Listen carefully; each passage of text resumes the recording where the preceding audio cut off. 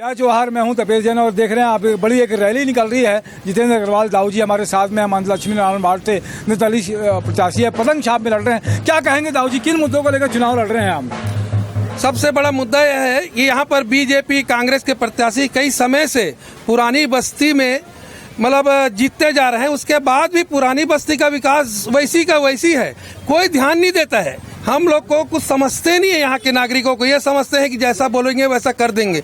लेकिन इस बार यहाँ की जनता ने ठान लिया है कि इस बार हम निर्दलीय प्रत्याशी को जिताकर अपने वार्ड का विकास करा कर दिखाएंगे। इसके लिए मैं बिल्कुल तत्पर हूँ और लगन से काम करके दिखाऊंगा। क्या मुद्दे रहेंगे आपके? मेरा सबसे बड़ा मुद्दा है भैया, यहाँ का जो पुरानी बस्ती का एरिया है पूरा धार्मिक और सांस्कृतिक स्थलों से भरा पड़ा है। पुरानी बस्ती मतलब राबू संस्कृत सबसे पुराना बस्ती है, प्लस धार्मिक स्थान भी है। बहुत सारे मंदिर हैं। इसको हेरिटेज घोषित किया गया है। इसके बावजूद यहाँ पर ना ही कोई बाहर से विजिटर आते हैं, ना कोई इसको ध्यान देते हैं। जो आते हैं बाहर चले जाते हैं।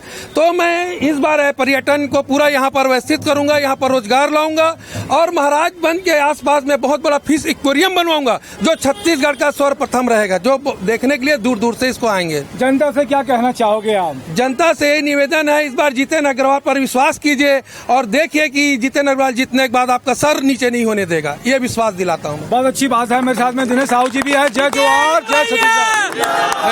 धन्यवाद।